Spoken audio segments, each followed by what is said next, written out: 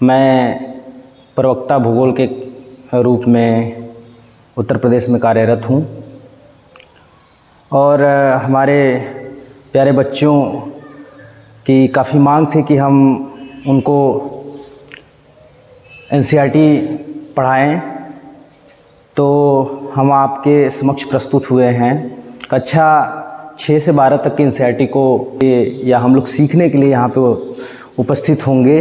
प्यारे बच्चे, ये हमारी पहली रिकॉर्डिंग है आप लोग के समक्ष। तो ये पहला चैप्टर होगा, कक्षा 6 से प्रारंभ होगा। देखिए, ये एनसीईआरटी का महत्व आपको इस बात से लग सकता है कि जो भी यूपीएससी के एस्पिरेंट होते हैं, तैयारी करने वाले, वो कक्षा 6 से लेकर 12 तक के सभी एनसीईआरटीज़ को पढ़ते हैं, जिसमें इतिहास, भूगोल, नागरिक शास्त्र सभी विषय आते हैं। अर्थशास्त्र भी, इवन आपके साइंस के भी विषय जो कक्षा 6 से 8 या 10 तक 12 तक पढ़ाए जाते हैं, उसको भी लोग पढ़ते हैं।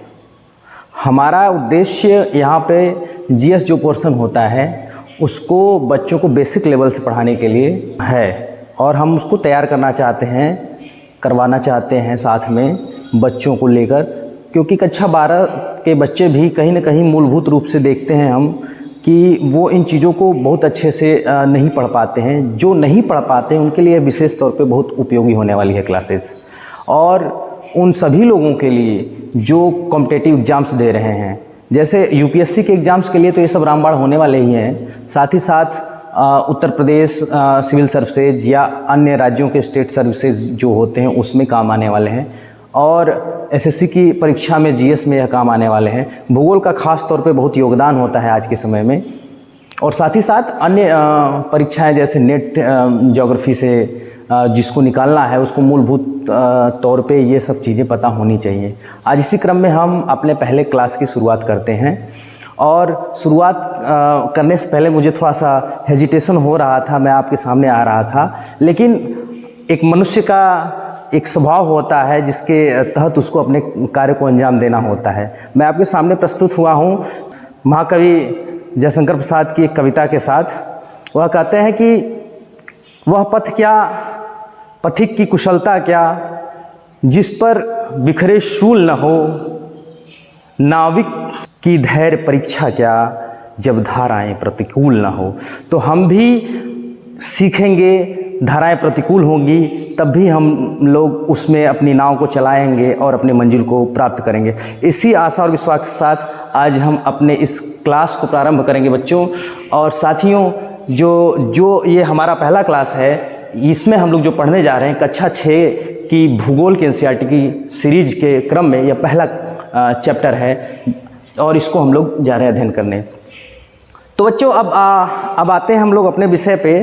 तो हम यह कहना चाहेंगे कि आप लोग शुरू से जब पढ़ते आ रहे हो तो उसमें कुछ न कुछ अनुभव किया होगा, या ये कहें कि दैनिक जीवन में भी आप देखते होंगे कि शाम होती है, सुबह होती है।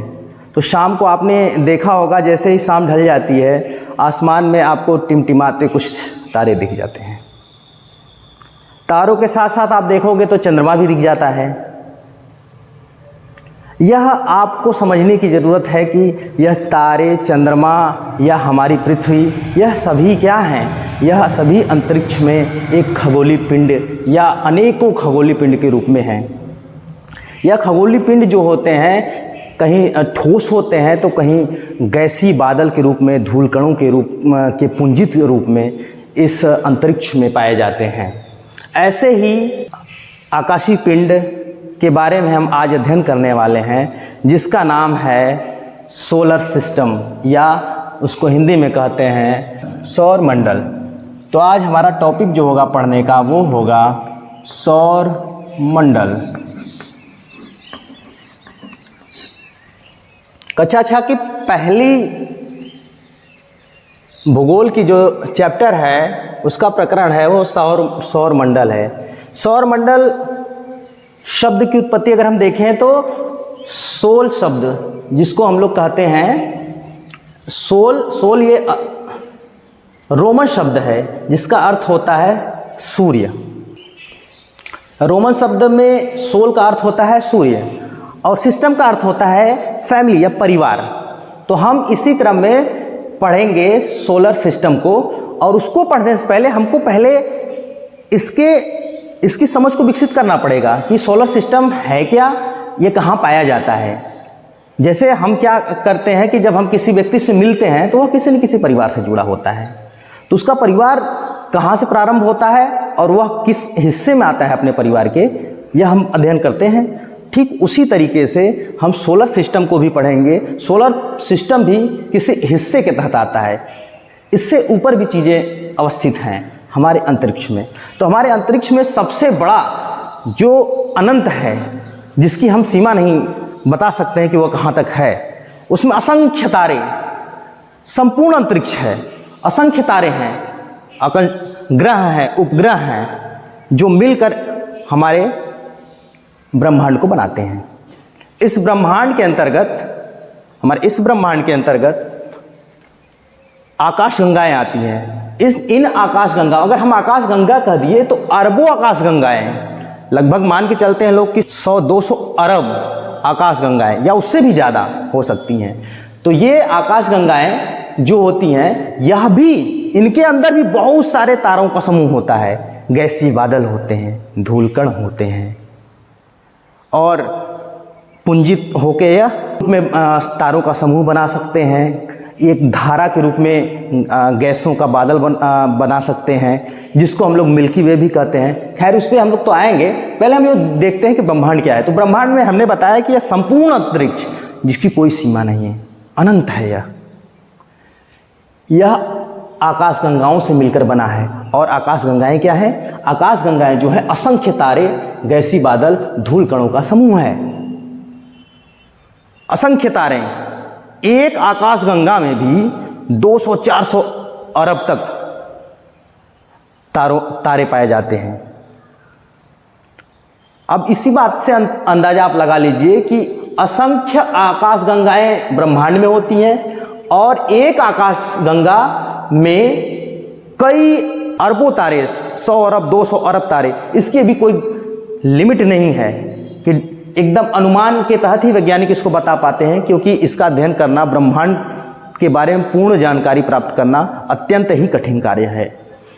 और इस आकाश गंगा को हम इंग्लिश में इसको गैलेक्सी बोलते हैं।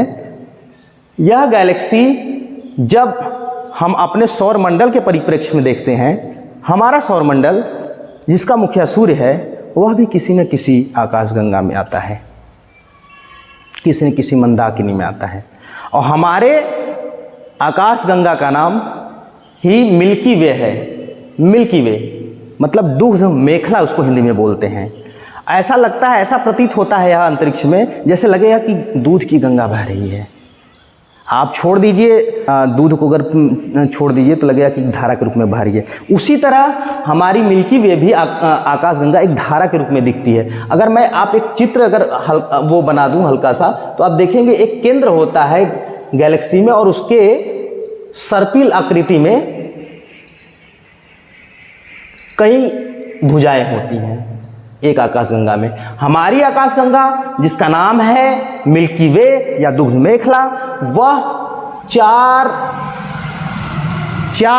भुजाओं से मिलकर बनी है, जिसमें 2 बड़े भुजाएं हैं और 2 छोटी भुजाएं हैं। उसमें से एक छोटी भुजा है हमारी, एक छोटी भुजा जो 2 बड़े भुजाओं के केंद्र में है, एक छोटी भुजा है जिसमें हमारा सौरमंडल स्थित है। हमारी मंदाकिनी, जिसको हम आकाश गंगा बोलते हैं, वह असंख्य तारों और गैसीय बादल, धूल कणों का तो समूह है ही, इसको तो हम समझ ही गए। अब उसके बाद आते हैं कि तारामंडल क्या है। देखिए एक सीढ़ीनुमा एक क्रम बन रहा है। सबसे ऊपर ब्रह्मांड है, उसके बाद मंदाकिनी है, उसके बाद तारामंडल है। और आपको इसका चित्र अगर समझना है तो आप यहाँ से देख सकते हैं कि मैंने बनाया है कि ब्रह्मांड सबसे बड़ा है, अनंत है, और इसके अंतर्गत आती है आकाश गंगा, उसके बाद तारामंडल, जिसको कहीं कहीं आप देखेंगे नक्षत्र मंडल भी लिखा होता है, हालांकि नक्षत्र अलग होता है। उसके बाद सौरमंडल हमारा ये है, और उसके बाद पृथ्वी है। इसलिए हम एक क्रम से आएंगे और इसको समझेंगे। मंदाकिनी में आप आकाश गंगा भी देख ले, एंड्रोमेडा भी देख लीजिए एक उदाहरण। और एंड्रोमेडा M31 यह एक और आकाशगंगा का उदाहरण है। ऐसे बहुत सारे आकाशगंगाएं हमारे अंतरिक्ष में हैं, जिसमें से एंड्रोमेडा के बारे में हम इसलिए लिख दिए हैं कि एंड्रोमेडा जो है हमारे सौरमंडल के हमारी सौरमंडल और हमारे आकाशगंगा के सबसे नज़दीकी आकाशगंगा एक जो है, इसका नाम है एंड्रोमेडा है। ये सबसे नज़दीक है हमारे आकाशगंगा के।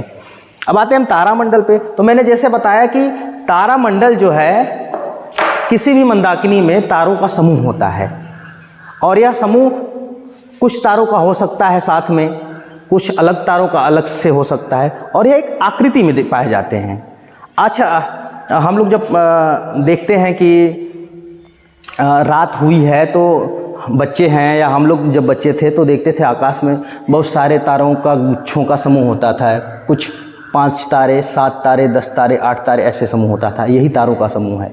और इन्हीं तारों के समूह जब एक परिवार की तरह या एक आकृति में दिखाई देते हैं तो उसको कहते हैं हम लोग तारामंडल। ऐसे अब तक 88 तारामंडलों की पहचान हुई है, जिसमें से कुछ उदाहरण आप देखने को मिलेंगे। अर्सा मेजर, हाइड्रा, क्रक्स, ओरियन। परीक्षा पूछ देता है, क्या पूछेगा कि निम्नलिखित में से कौन सा तारामंडल का उदाहरण है। आपको ऑप्शन में दे देगा अर्सा मेजर, एंड्रोमेडा, मिल्की वे, और कोई एक ग्रह उठा के दे दिया, मान लो बृहस्पति। तो आप कंफ्यूज कि क्या है इसमें तारामंडल, क्या है इसमें मंदाकिनी, क्या है इसमें ग्रह। अगर आप यह चीज़ पता करेंगे, अर्सा मेजर, हाइड्रा, क्रक्स, ओरियन, ये याद कर लीजिए आप लोग। ये इंपॉर्टेंट है, ये बार बार परीक्षाओं में पूछा जाता है। यूजीसी नेट की परीक्षा में पूछा गया है, यूपीएससी की परीक्षा में यह पूछा गया है। यह हाइड्रा जो है बहुत बड़ा, सबसे बड़ा तारामंडल है। अर्सा मेजर जो है तारामंडल है जो हमको आसमान में दिखाई देता है। इसी अर्सा मेजर, इसको बिग बियर भी बोलते हैं। मैंने इसलिए बीबी लिख दिया है कि आप लोग आराम से समझ जाइएगा। आपके एनसीईआरटी में मिलेगा। कुछ चीज़ें, 1-2 चीज़ें इसमें आपके एनसीईआरटी में नहीं मिलेंगी, जिसको मैं बताऊंगा आपको। तो ये जो अर्सा मेजर है, जिसको हम लोग बिग बियर कहते हैं, इसमें जो तारों का समूह होता है, आप बचपन में भी देखे होंगे, हम भी देख रहे हैं, आज भी देखने को मिलता है। 7 तारों का समूह है।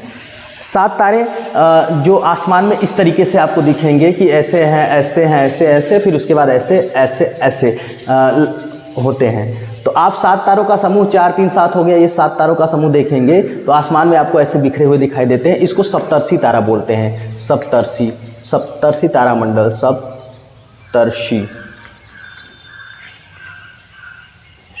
सप्तर्षि तारामंडल हमको जब आसमान में दिखाई देता है तो हमारे दिमाग में अलग अलग विचार आते हैं। और हमारी माता जी जो पहले बताती थी कि ये जो 7 तारों का समूह है, इसमें से 4 लोग अर्थी पे किसी को लेके जा रहे हैं और ये पीछे पीछे इनके चल रहे हैं, और ये चारों लोग जब पहुंच जाएंगे अपनी जगह पे जहाँ पे उनको अर्थी को ले जाना है तो क्या होगा कि ये दुनिया प्रलय हो जाएगी। ऐसी ऐसी कहानियाँ बहुत सारे होते हैं इस तारामंडल के बारे में। और अगर आपको भी कुछ पता है कि यह तारामंडल के बारे में कोई ऐसी कहानियाँ हैं तो आप हमको इस चैनल के माध्यम से कमेंट कर दीजिएगा। अब ऐसी बहुत सारी स्टोरीज़ हैं सबके पास, अलग अलग जगहों से। अगर आप हमें कमेंट कर सकते हैं तो बड़ा अच्छा लगेगा हमको भी जानकर।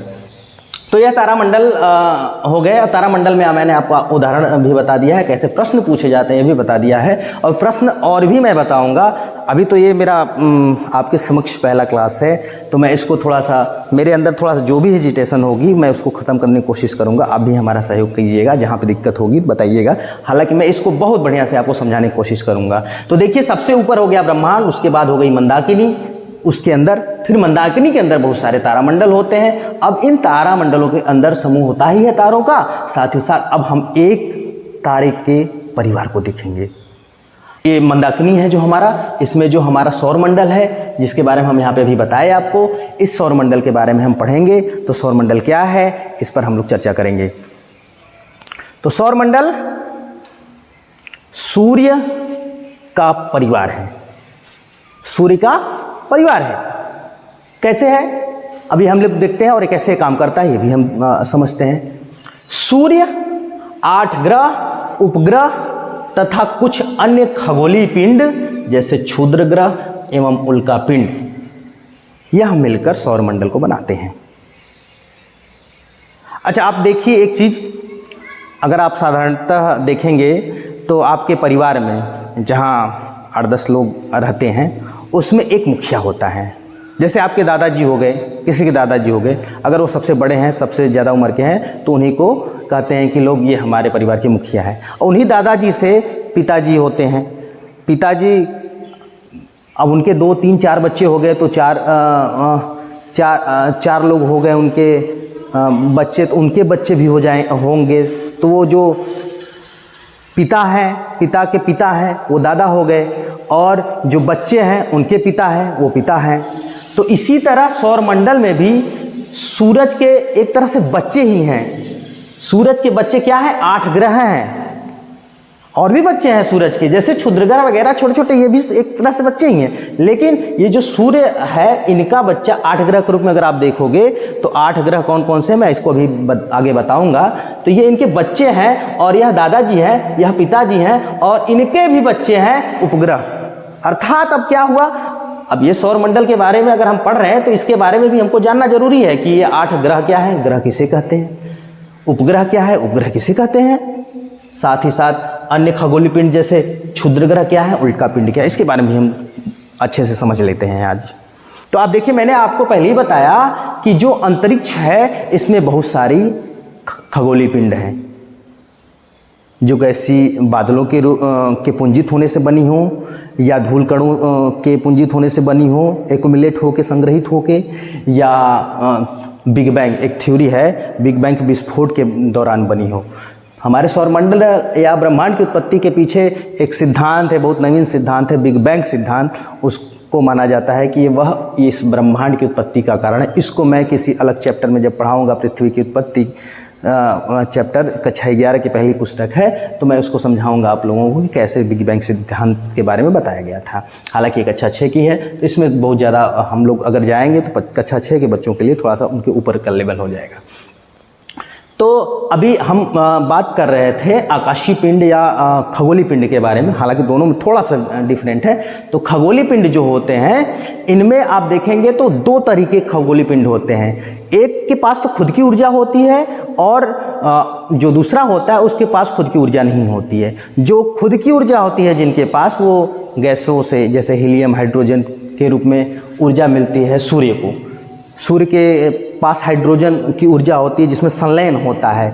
4 हाइड्रोजन के अणु मिलते हैं तो हीलियम बनता है, और हीलियम ही ऊर्जा का स्रोत होता है सूर्य के, जो नाभिकीय संलयन प्रक्रिया के तहत बनता है। यह परीक्षा में बार बार पूछा गया हुआ प्रश्न है, मैं आपके सामने प्रस्तुत किया हूँ, और आप इसको समझ लीजिए, रट लीजिए, ज़्यादा बेहतर है। अब आते हैं हम लोग, सूर्य क्या है। आप देखो, रात में सूर्य नहीं दिखता है, क्या हो जाता है, अंधेरा हो जाता है। अर्थात अगर सूर्य के पास देखें तो अपनी उष्मा है, लेकिन वही दूसरी ओर देखें तो हमारे पृथ्वी पर अगर सूर्य की रोशनी न पड़े तो रात में अंधेरा हो जाता है। इसका मतलब क्या हुआ?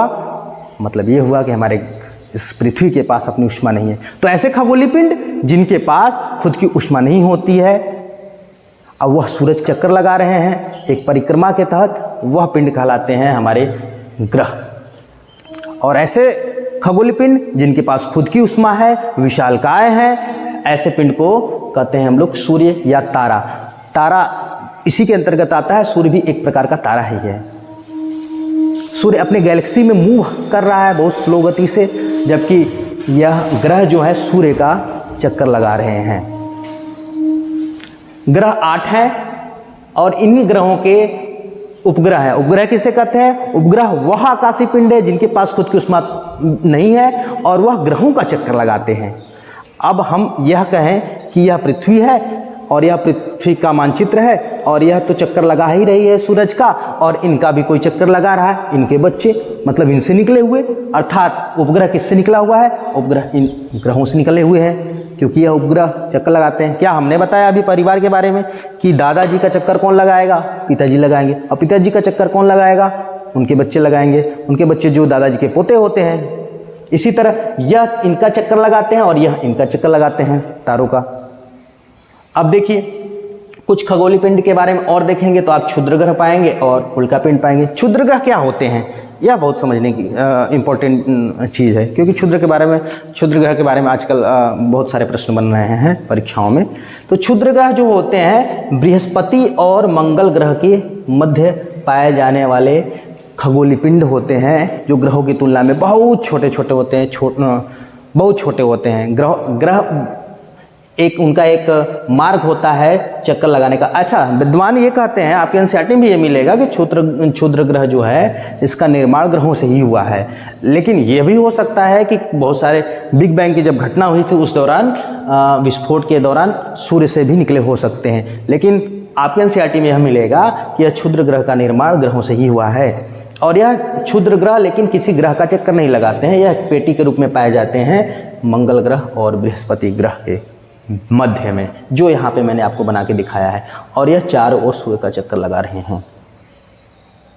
और उल्का पिंड क्या है? उल्का पिंड भी वह आकाशीय पिंड है जो आपको आसमान में कभी कभी जलते हुए दिखते हैं, नीचे की ओर गिरते हैं वो, लेकिन वह आने से पहले ही घर्षण के कारण वह जल जाते हैं अंतरिक्ष में। और वह आपको प्रतीत होते हैं कि जैसे लग रहा है कोई तारा टूट रहा है या कोई जल रहा है, कोई पदार्थ जलते हुए नीचे की ओर गिर रहा है। आपने फिल्म में भी ज़्यादातर देखा होगा। यह क्षुद्र ग्रह के बारे में भी बहुत सारी कहानियाँ हैं। यह कुछ लोगों के लिए शुभ होता है, कुछ लोगों के लिए अशुभ होता है। इसके बारे में भी अगर कुछ आप लोग कहना चाहेंगे तो ज़रूर कमेंट बॉक्स में रखिएगा अपनी बातों को। और यह मौलिक रूप से आप देखेंगे तो ऐसी ऐसी कल्पनाएं और ऐसी ऐसी चीज़ों को हमारे समक्ष देखने को मिलेंगी। हमारे जो पुराने लोग हैं या माता पिता जो लोग हैं वो लोग बताते रहते हैं ऐसी ऐसी कहानियाँ बहुत सारी। तो आप भी ये बताइएगा कि ये क्या चीज़ होती है। आते हैं हम लोग अब ये ग्रहों को देख लेते हैं एक बार कि ग्रह सूर्य से अगर देखें तो हम लोग बुध ग्रह है, शुक्र ग्रह है, बुध शुक्र, यह है पृथ्वी, यह है मंगल, और यह है बृहस्पति, यह है शनि, यह अरुण और यह है वरुण ग्रह। सूर्य से सबसे नज़दीक ग्रह जो है बुध है, उसके बाद शुक्र है, फिर पृथ्वी है, फिर मंगल है, फिर बृहस्पति है, शनि है, अरुण है और वरुण है। अगर आप दूरी के अनुसार अगर देखें तो हम यहाँ पे दूरी भी लिख दिए हैं कि यह 58 मिलियन मतलब 5 करोड़ 80 लाख किलोमीटर दूरी है।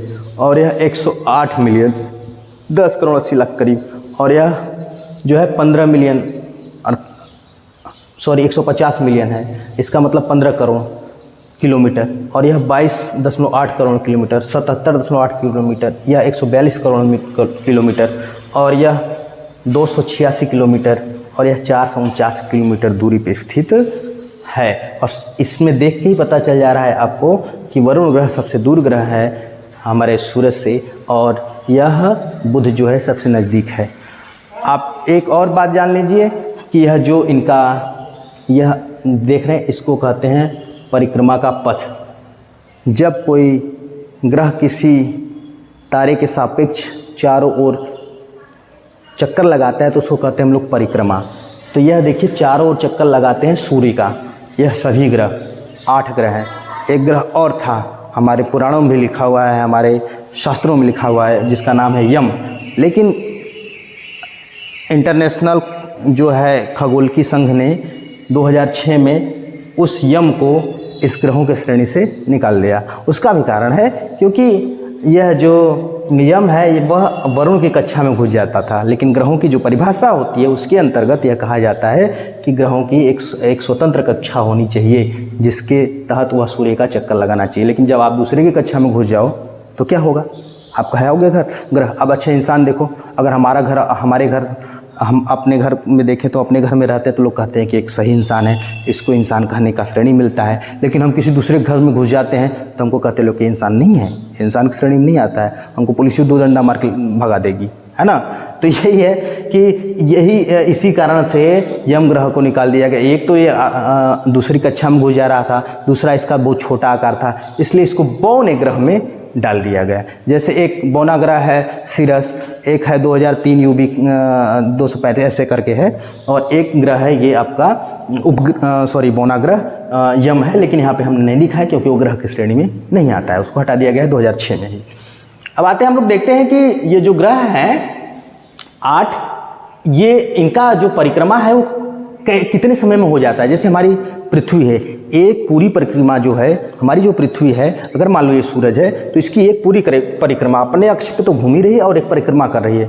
तो ये परिक्रमा करने में उसको कितना दिन लगता है? तो आपको पता है कि एक परिक्रमा हमारी पृथ्वी 1 साल अर्थात 365 दिन में करती है। उसी तरह और भी ग्रह हैं जो परिक्रमा करते हैं। अब देखिए, जितना दूर ग्रह होगा उतना ज़्यादा समय लेगा परिक्रमा में एक पूरा चक्कर लगाने में सूरज का, और जितना नज़दीक होगा वो तुरंत घूम जाएगा। अरे सीधी सीधी बात है, आप समझो कि अगर हमको यहीं एक कुर्सी रखे हैं और इसको चक्कर लगाना होगा तो हम यहीं से तुरंत घूम जाएंगे और एक चक्कर हमारा पूरा हो जाएगा। अगर हमको इस हमारे पूरे कैंपस को अगर घूमना होगा तो हमको ज़्यादा समय लगेगा घूमने में। अगर हमको एक पूरे ज़िले को घूमना होगा जो बहुत दूर है तो ज़्यादा समय लगेगा। अगर पूरे देश को हमको एक परिक्रमा लगाना होगा तो और भी ज़्यादा समय लगेगा। अर्थात यह है सीधी सीधी बात, नो बकवास, कि सबसे छोटी दूरी पे परिक्रमा करने में कम समय लगता है, जैसे बुध का है। बुध केवल 88 दिन में ही परिक्रमा कर लेता है, जबकि शुक्र देखो, शुक्र 255 दिन में परिक्रमा करता है। उससे दूरी पे पृथ्वी है, 365 दिन में परिक्रमा करता है, एक सूरज की एक चक्कर लगाता है। वैसे ही मंगल भी 687 दिन में पूरा चक्कर लगाता है। बृहस्पति 11 साल 11 महीने में चक्कर लगाता है, और शनि 29 साल 5 महीने में चक्कर लगाता है। अरुण 84 साल में चक्कर लगाता है, और वरुण 164 साल में चक्कर लगाता है। वरुण बहुत दूर स्थित है, 184 साल लग जाता है एक चक्कर लगाने में। मतलब आप समझे कि एक साल इनके यहाँ, एक अगर वर्ष देखा जाए तो 184 साल का होता है। हमारे यहाँ एक वर्ष जो होता है 365 दिन का होता है, इनके यहाँ एक वर्ष 88 दिन का होता है बुध के पास। आप कल्पना कीजिए कि उनके ग्रह की स्थिति क्या होगी। अब आते हैं हम लोग देखते हैं कि ये घूर्णन। अब देखिए, 2 चक्र मैंने बताया, एक परिक्रमा बताया, एक घूर्णन। परिक्रमा अर्थात ये हुआ कि हम किसी के मतलब चारों ओर, क्रमा मतलब क्रम से घूमते हैं। जब तो परिक्रमा, हम जब किसी ऑब्जेक्ट या किसी चीज के चारों ओर घूमते हैं तो उसको परिक्रमा कहते हैं। लेकिन घूर्णन का क्या मतलब होता है? घूर्णित होना, एक जगह पे, एक अक्ष पे घूर्णन करना। जैसे मैं इस ग्लोब को आपको दिखा रहा हूँ, ये ग्लोब आपके सामने है, और ये देखिए इसका अक्ष है जो यहाँ से यहाँ तक जा रहा है, उत्तर दक्षिण जा रहा है। इसके बारे में मैं बताऊंगा कि अक्ष क्या होता है, समतल कक्ष किसे कहते हैं, कक्षी समतल किसे कहते हैं, और ये कितने डिग्री का कोण बनाता है, इससे प्रभाव क्या पड़ता है, परिक्रमा से क्या प्रभाव पड़ता है, घूर्णन से क्या प्रभाव पड़ता है। अभी तो हम बात करेंगे कि घूर्णन क्या होता है। तो घूर्णन अपने अक्ष पे, किसी भी ऑब्जेक्ट का अपने अक्ष पे ही घूमने की प्रक्रिया को कहते हैं घूर्णन। पृथ्वी भी अपने अक्ष पे घूम रही है, इसलिए इसको कहते हैं घूर्णन की गति, घूर्णन गति। तो अब यह, इसमें भी समय लगता है। देखो पृथ्वी ऐसे ऐसे घूम रही है, पश्चिम से पूर्व घूम रही है पृथ्वी। तो पश्चिम से पूर्व घूमने में किसी एक स्थान से अगर आप देखोगे तो उसको 24 घंटे लग जाते हैं एक पूरा चक्र लगाने में, अपना चक्र। देखो अभी मैंने एक ही जगह पे स्थिर किया है पृथ्वी को, और यह मान लो यहाँ से मैंने चालू किया तो घूमने के लिए, तो ऐसे आया घूम के, फिर उसके बाद यहाँ से घूम के यहाँ आ गया। अर्थात उसने एक चक्कर लगाया, और यह एक चक्कर 24 घंटे में लगता है। इसलिए 24 घंटे का दिन रात भी होता है हमारे यहाँ। जहाँ पे सूरज की रोशनी पड़ती है वहाँ दिन होता है, जहाँ सूरज की रोशनी नहीं पड़ती है वहाँ रात हो जाती है।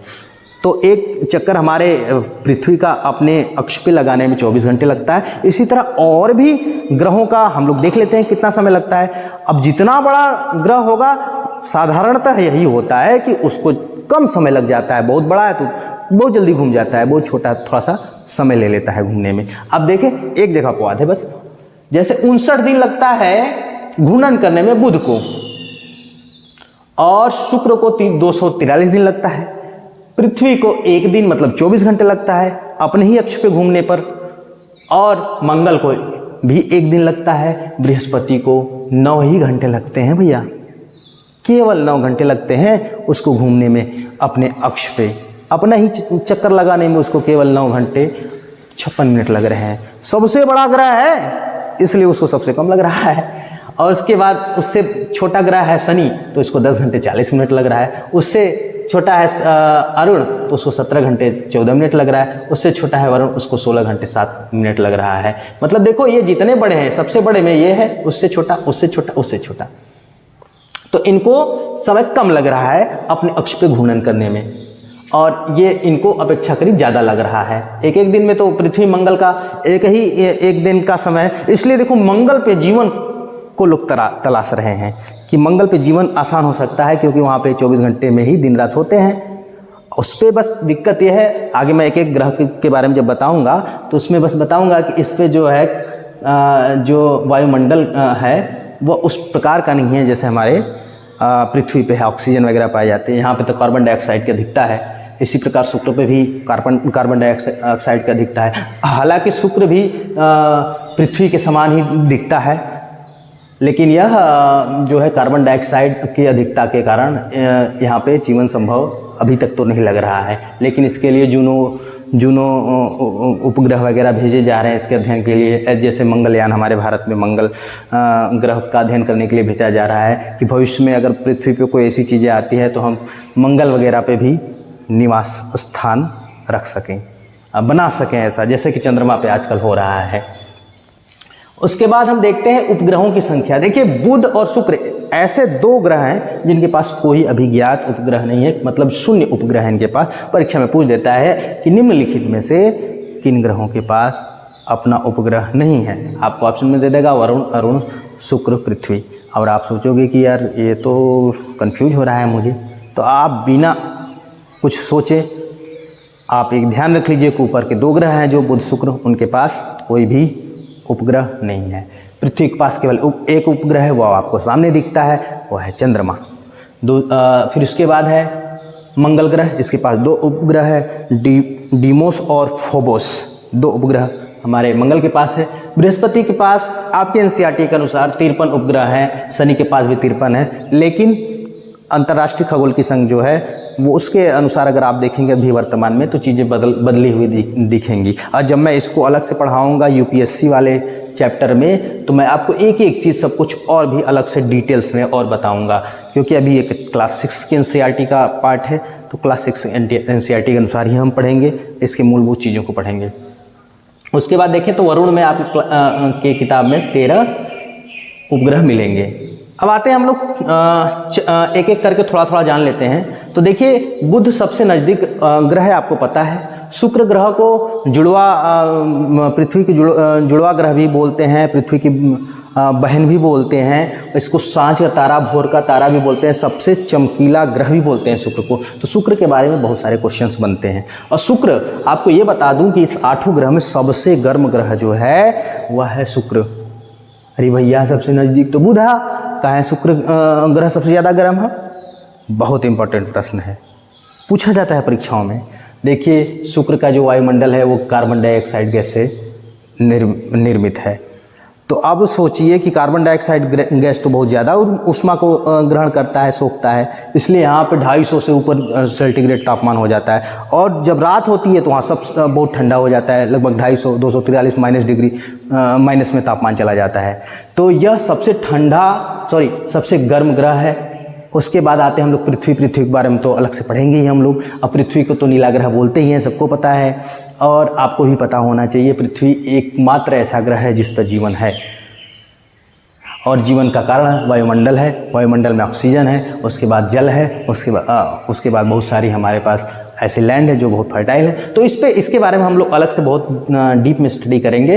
उसके बाद हम आते हैं मंगल पे। मंगल ग्रह को लाल ग्रह कहा जाता है। इसमें आयरन ऑक्साइड जो होता है, फेरस ऑक्साइड की अधिकता होती है, इसलिए इसको हम लोग लाल ग्रह बोलते हैं।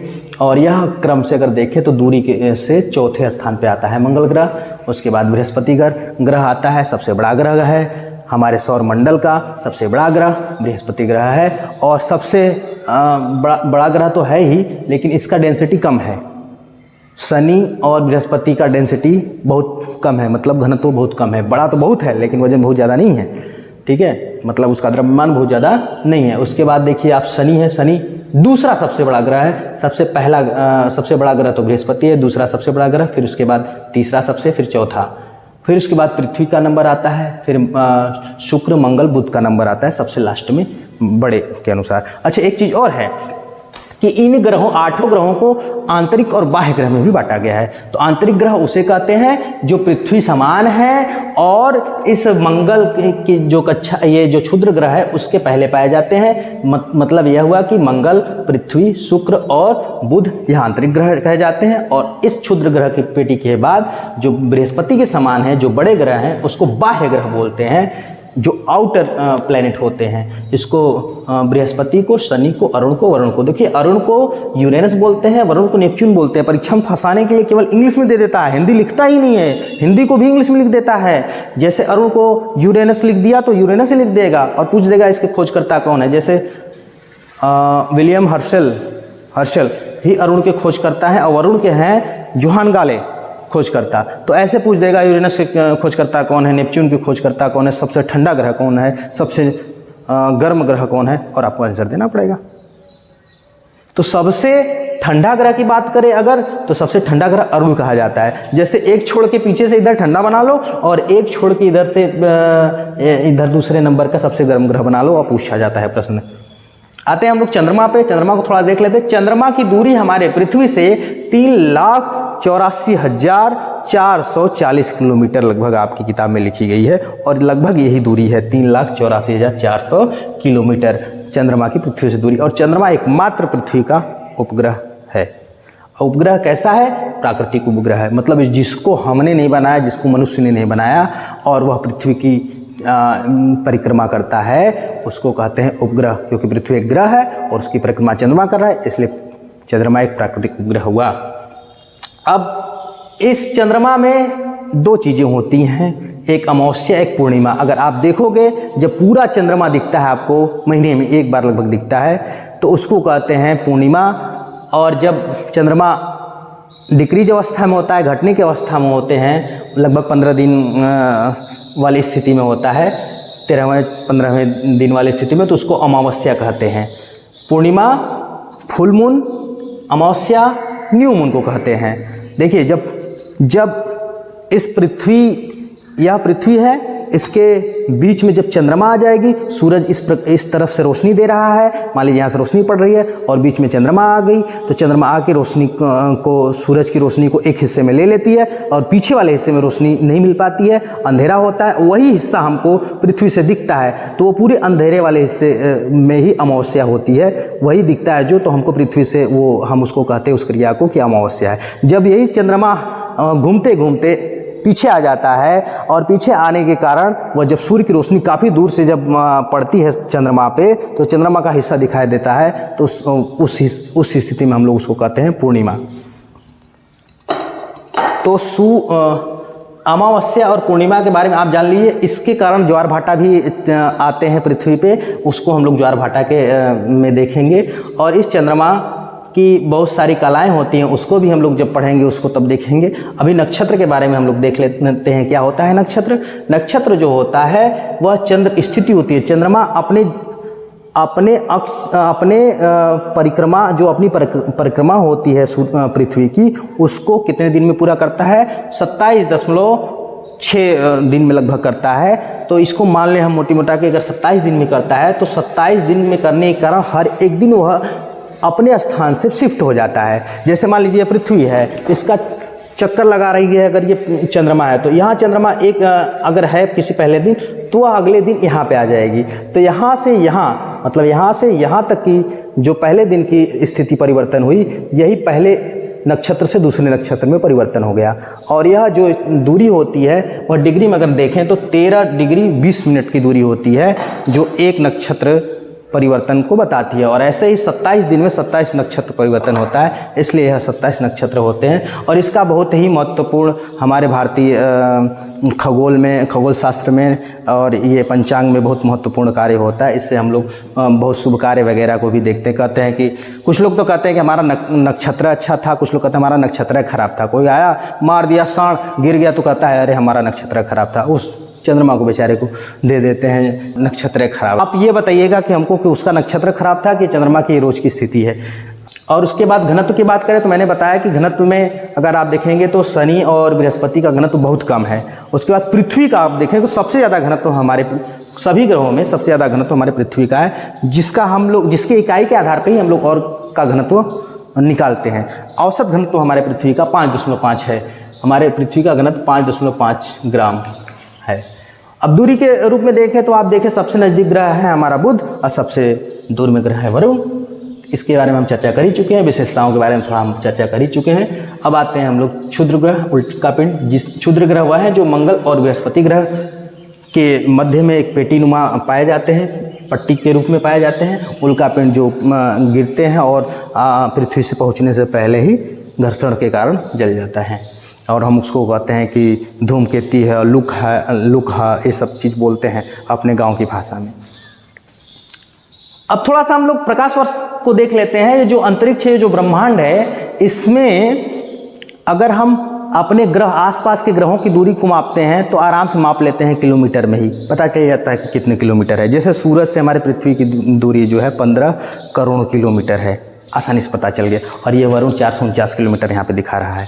लेकिन क्या हम इसी तरह जो ये दूरी यहाँ पे माप ले रहे हैं वो अन्य तारों की भी माप लेंगे? मान लो हमारे सूरज, पृथ्वी का सबसे नज़दीकी तारा सूरज है। अब इसके नज़दीकी हमारे दूसरा सबसे नज़दीकी तारा जो हमारा हुआ, या हम लोग कहते हैं कि हमारे पृथ्वी का सबसे नज़दीकी तारा जो होता है वो प्रॉक्सिमा सेंचुरी है। तो प्रॉक्सिमा सेंचुरी की दूरी कितनी होगी?